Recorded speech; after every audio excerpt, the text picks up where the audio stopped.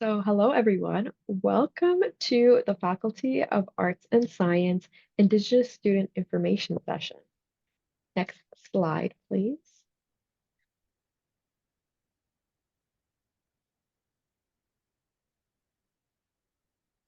Before we begin, I'd like to take a moment to acknowledge the history of the land on which Queen's University is located. As Canadians, we have a collective responsibility to recognize the injustices committed against Indigenous peoples who have lived on and cared for this land long before the arrival of European settlers. Queen's campus is situated on the traditional territory of the Anishinaabe and Haudenosaunee peoples.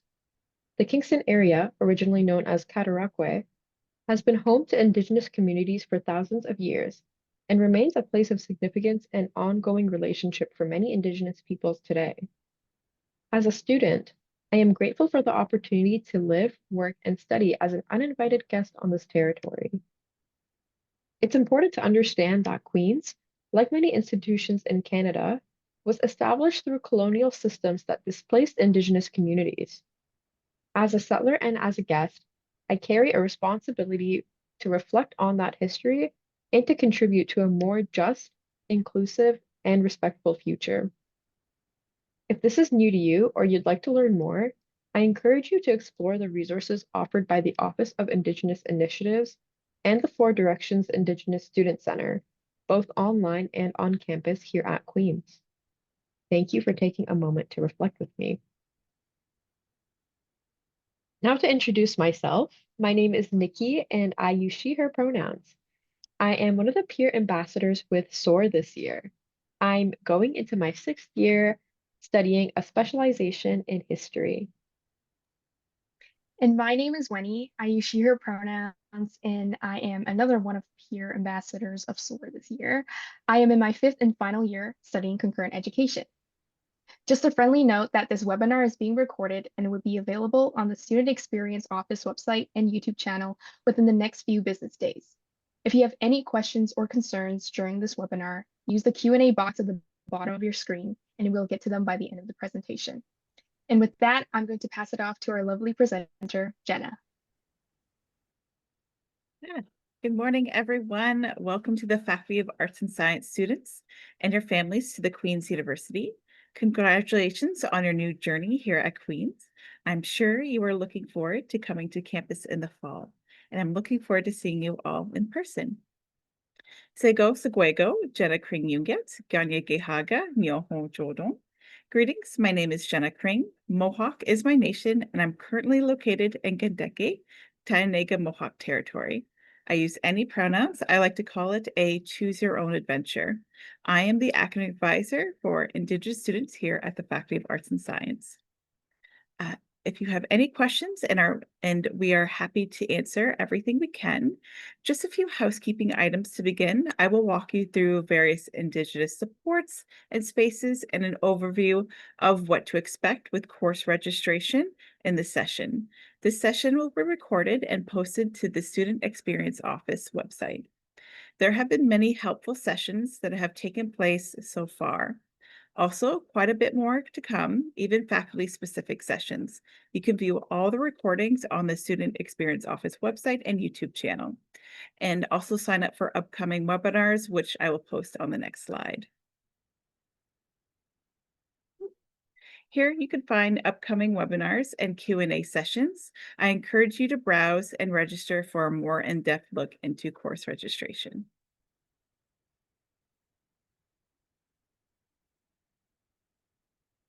The first thing is to make sure you self-identify on SOLIS. This is important as you may want to apply for different opportunities on campus, and it'll also make you known to the Four Directions Indigenous Student Center. A resource that we'll chat about a bit more later. Self-identifying is easy to do. Just log on to SOLIS, go onto the profile tile, and click on the Indigenous self-identification from the menu on the left. Press the button that you self-identify and confirm. That's it. You may have filled out a self-identification on OYAC, but here at Queen's, we do have our own system. So make sure to do this as soon as you can. I will take you through various Indigenous supports that are available for you here on campus. For your first Indigenous support, you have me, the academic advisor for Indigenous students here at the Faculty of Arts and Science. I'm here to help you navigate your academic year here at Queen's, whether it be a bump in the road or what courses are still needed in your degree plan. Anything academic, I'm here to help support you with.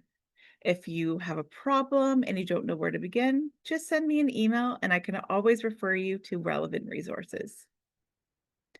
Faculty of Arts and Science has a plethora of resources as well, including considerations if you experience extenuating circumstances throughout your year and you might need a bit more time on assignments or to defer an exam. There is also the petition process where, due to extenuating circumstances, you could petition to late drop failed grades and or apply for credit standing on courses that you have completed all the coursework for and passed, but due to extenuating circumstances, were not able to perform to the best of your ability. Again, I'm here to help you navigate those options. This is my contact information. If you'd like to contact me after the session, please feel free. I'm in person every Monday and Friday in Kingston. Then I am remote the rest of the week. However, I do come in on campus if a student requests or if there's a event happening during my remote days.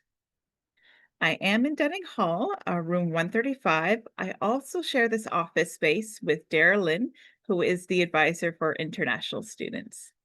You can book an appointment to meet with me over email. I'm also happy to answer your questions via email as well.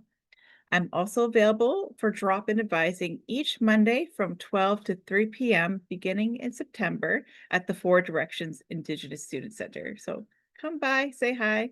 I would love to see you. Speaking of Four Directions Indigenous Student Center, also known affectionately as 4D, is made up of two houses. 144 Berry Street House is the fun house, social side where the kitchen and living room are, and then house 146 is the more quieter side where the library, small and larger study spaces are, and also where the laundry is located. 144 is where I host my weekly drop-in advising. Indigenous students can find me in the living room where we chat and bead. And if you'd like a more one-on-one meeting, I book the visiting staff office where we have privacy to chat. I have also held workshops for 40 in the past, including a medicine bag making workshop. Four Directions hosts a variety of events during the year, and which includes an early move-in day. So what early move-in day also is that students can move in a day early than the rest of the incoming students move into the residence. Oh, oh, sorry about that.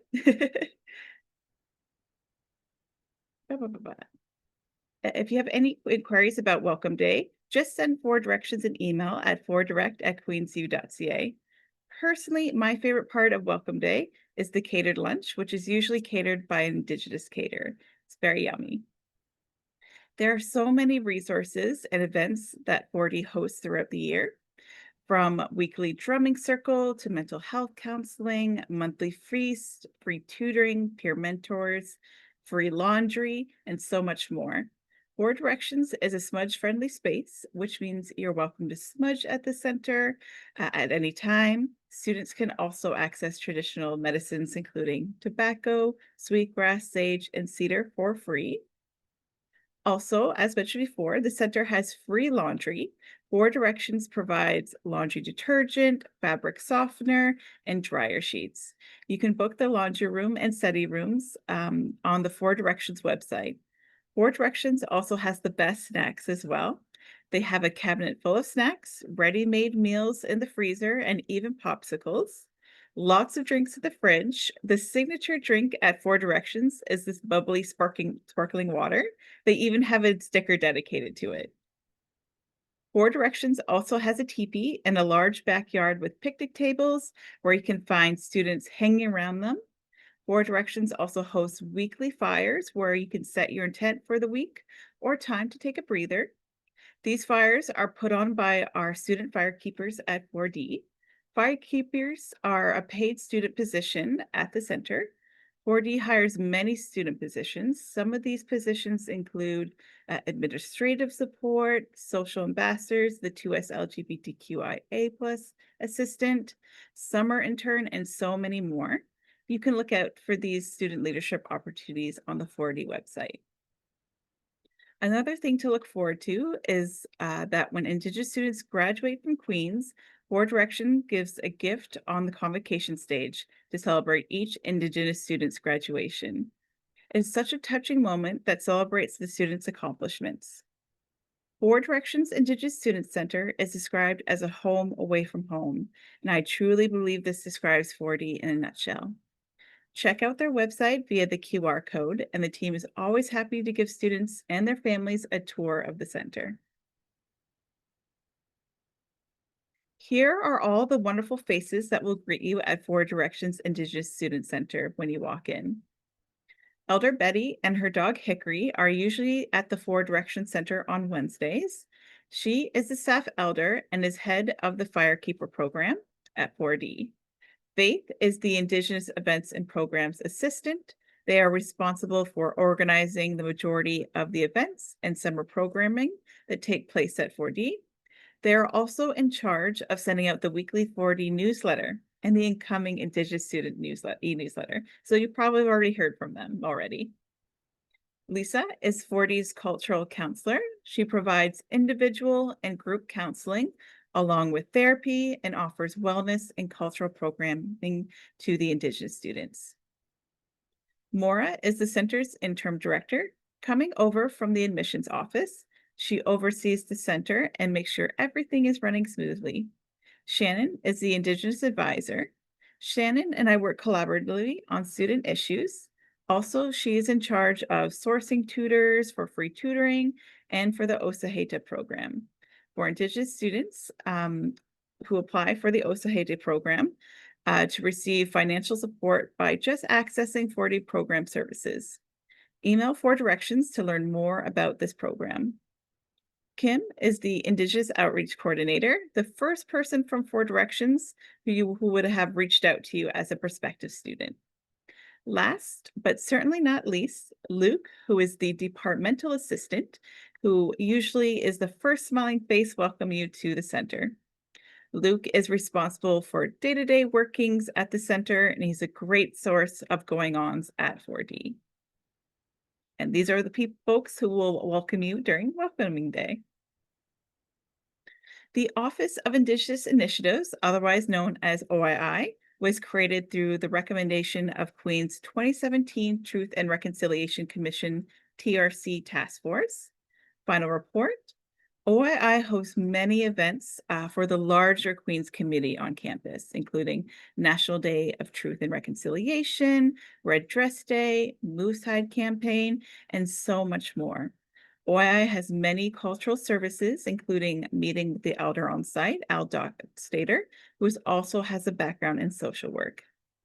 The Office of Indigenous Initiatives is the hub for Indigenous resources for the greater Queens community. OII also holds workshops on land acknowledgements, smudging on campus, and other various workshops and training. Check out their website via the QR code. There is a difference between Four Directions Indigenous Students Center and the Offices of Indigenous Initiatives. Four Directions is more student-oriented, while OII, a great resource, is more of a hub for the larger Queens community. All the resources at 4D are only for Indigenous students here at Queen's University, while OII events are for anyone here at Queen's University. This handy guide shows what 4D can offer you as a student, and then what Office of Indigenous Initiatives can offer you. There is Shannon, the Indigenous advisor, and Lisa, the cultural counselor at 4D's contact information in the bottom right-hand corner.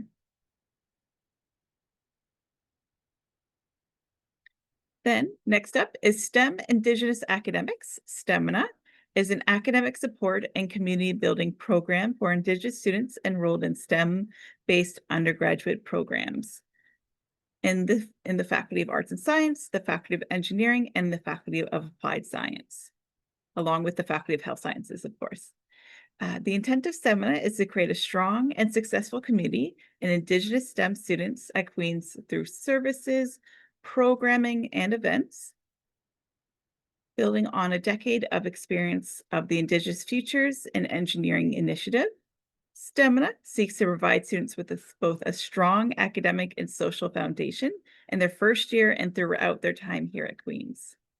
Some of these resources include free tutoring, trips to various conferences, exam prep, and so much more.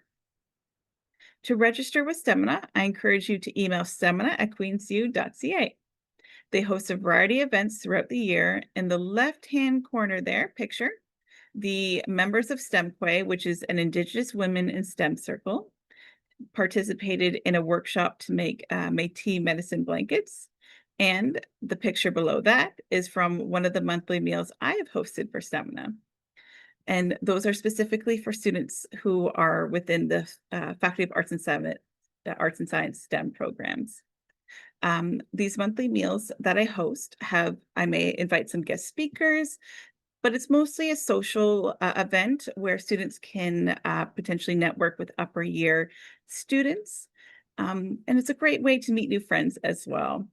I also take feedback on where we eat, and these meals are always super fun. This is just a snapshot of Indigenous spaces here on campus. I want to highlight the new outdoor Indigenous space on campus on the top left-hand corner with folks holding hands. Inspired by Anishinaabe wigwams, this space was designed as a multi-purpose outdoor space and could be used to hold Indigenous ceremonies and events, as well as academic courses with a focus on Indigenous content and culture. Also, a great space to enjoy nature and quiet space to study or meet with friends. To find more Indigenous spaces on campus, check out the Office of Indigenous Initiatives website. The Queen's Native Student Association, QNSA, is a group of Indigenous and non-Indigenous students that share an interest in Indigenous cultures and traditions. It provides a forum of discussing contemporary and historical issues. The club hosts events and celebrations and works in collaboration with Four Directions, Indigenous Student Center, and the Indigenous Council and OII to identify the needs of Indigenous students on campus. One of their main events is Indigenous Awareness Week, where they partnered with a local coffee shop on campus, and a portion of their sales went to supporting Guayaktivik charity, which aims to build a community and food security and awareness in Equavat Nunavut. QNSA also hosted a traditional trade where students donated beadwork, regalia, and other culturally significant items for a free market. This way, students who did not previously have access to regalia now have accessibility to do so. This club allows students to form connections with other students and to bring awareness. To join, just email qnsa@clubs@queensu.ca. And they also have an Instagram as well. Yellow House is a student center focused on equity and inclusion, open for queer, trans, Black, and Indigenous and/or people of color, QT BIPOC, identifying students. Yellow House strives for a comfortable space for students to feel safe, to create community, to be empowered, to celebrate their identity, and to flourish. Yellow House seeks to engage students in initiatives that actively dismantle oppressive, racist, and colonial ideologies and practices. The team at Yellow House works closely with the team at Four Directions Indigenous Student Center and has hosted many joint events in the past. 4D and Yellow House even created a student position together called the 2S LGBTQIA+ program assistant. The assistant hosts the 2S LGBTQ+ circle each month and creates various programs throughout the year. Yellow House has two spaces, the original space where the Yellow House gets its name from, the building in the picture. Primary operates through student-led events and initiatives with select Yellow House programs each month, located at the 140 Stewart Street. Then there is the new space at the Rideau Building, 207 Stewart Street, third floor, and they're open Monday through Friday, 9 a.m. to 4 p.m. for walk-ins, appointments, programs, and after-hours for events. They even have a cool film projector to host film screenings on. So it's quite the fun space. All right. Well, thank you so much for learning about the various Indigenous student supports around Queens. Just a reminder, if you do not know where to start, send me an email and we can work together to find the resources that are right for you. Now I want to switch gears and go over a light course registration overview. For a more in-depth look into course registration, do not forget to sign up for upcoming webinars you can find on the SEO website. So, here is your guide to registration. This is your roadmap and your #1 tool. It contains all the information you need to walk you through the registration process, including links to Campus Map, frequently asked questions, examples, and links to all the tools we offer. So keep it handy. We will refer to it back throughout the session. Check out the QR code and don't forget to bookmark the first year registration guide. Lots of handy information, and it is a resource I will be referring back to. First, let's start with some terminology. You are going to hear a lot about programs and plans and how many units you need to graduate. What does that mean exactly? Well, your program is your degree, such as a Bachelor of Arts and Science honors. Your degree plan is what you choose to major or concentrate in, like film, global development studies, computing, life science, or Indigenous knowledges and perspectives. Units are like credits. You need 120 units to graduate with your degree. Most one-term courses are 3 units in weight, and most full-year courses are 6 units in weight. Because some courses are longer or more intense than others, we have to count by units or weight and not by the number of classes you take. Finally, a term is a session or a semester. Our academic year is divided into a fall term and a winter term. We also have an optional summer term for those who wish to catch up, get ahead, or follow the less traditional schedule and timeline for completing their degree. Also, during this upcoming course enrollment next week, you'll be choosing both your fall and winter term courses. So make sure to remember that, both the fall and winter term courses. When you have completed your first year next spring, we will ask you to request your preferred plans in mid-May. Funnily enough, this is simply called plan selection. When selecting your plan, you will concentrate on your courses toward your respective plans. You will still have space to take elective courses too. Here are the examples of the modular plan framework we have here in the Faculty of Arts and Science. Each plan encompasses 120 units. Students can mix and match their plans for their degree. The first option is a major minor. In this case, you choose a major which requires about 42 units or just over a third of your degree. You will also choose a minor focus that will be about 24 units. The remainder of your courses are made of free choice electives. If there are 2 subjects you're equally passionate about, a double major may be the right fit for you. In this case, you are focusing on 2 equally split honors level concentrations instead of 1. So 42 units for your degree is for your first major, then 42 units in the second major. And then you still have lots of room to take electives. This is a good multidisciplinary option if you like to have lots of variety or if you have a particular area that interests you or interdisciplinary career or postgraduate studies.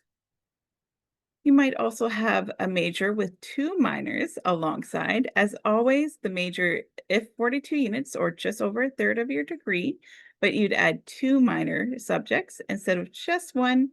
Even with 2 minors, you still have room for electives. Electives add to your overall degree and a chance to explore something new or build on a subject you are already interested in. With minors, whether you're doing 1 or 2, it's good to note that while you aren't restricted to choosing just strictly arts or science, as mentioned before, students are able to mix and match. You could potentially have an arts minor with a science major or vice versa. or potentially a computing minor to your arts major. Taking the necessary gateway courses or courses in first year needed for the plans, you can open yourself up to a variety of plans. You can check out all the different subject areas to study here at Queen's, along with the gateway courses on the first year registration guide. See, I told you it was important. Next up here is the specialization plan, which is more intensive than the major. You'll be able to spend some time during your first year investigating the differences between specializations and majors in various areas that you're interested in. But for the moment, we'll just note that the main difference in your degree overall would be that a specialization has more units than a major. And unlike a major, can stand on its own as a plan without the need of a minor. With that being said, the final option you can have here is to have a specialization paired with one minor. Although you do not have to add a minor to a specialization, if you want to add one, you are welcome to do so. Again, you don't have to decide this until the end of first year. A handy event to attend is Majors Night, which usually takes place in March, where departments send students within their respective programs to come and answer first year students' questions about their programs. Sometimes departments even give away free swag. I have personally gone to every year so far, so I highly recommend to check out Majors Nights when it comes up. All right. If you plan to graduate in 4 years, most students start by taking 5 classes, 15 units per term, over fall and winter. But if you would prefer to take fewer courses, you can. Academically, there is no rule against taking a lighter course load, and there is no time limit imposed for graduating. You may choose a lighter course load this year and take a summer class or two to stay on track, or you may choose to take a lighter load ongoing and just graduate in 5 years instead. Taking 18 units per term or 9 units per term is still considered a full-time course load here in the Faculty of Arts and Science. This should be considered if you're living in residence, which requires students to be enrolled in a first full-time course load. Also, if you're receiving funding from any source, for example, awards, loans, band office funding, scholarships, bursaries, etc., it's always good to check with the source first to understand those rules and conditions in terms of course load as well, along with students who are varsity athletes and residents or medical school bound as well. And again, if you are considering maybe taking a lower course load, you can always check in an academic advisor like myself, and we can go over options. So when you go to the first year registration guide, you will find a link to the list of all first year courses we offer that you can take. It is important to remember that we give first year science students first priority to first year science courses, and first year arts students have priority to arts courses. This is to ensure that you can access all the courses you need to get into the degree plans of your choice. If you are an art student interested in adding any first year science courses as electives or vice versa, you can do so starting Tuesday, July 29th at noon. One thing to keep in mind is that on July 31st, spaces in those first year courses will open up to students in all years. So if you do need to add or change something to a course that hadn't been available to you right at the beginning, be sure to do so by July 29th.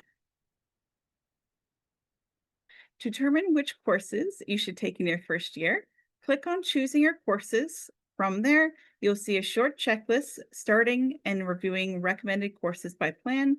So click on that link and we can kind of go through it together. On this page, you'll find every degree plan option we offer here at Arts and Science. Take a look at all the degree plans you're interested in and write down the recommended courses. Make sure to note the courses that are labeled Gateway. Using the example here, a student is interested in health studies and global development studies.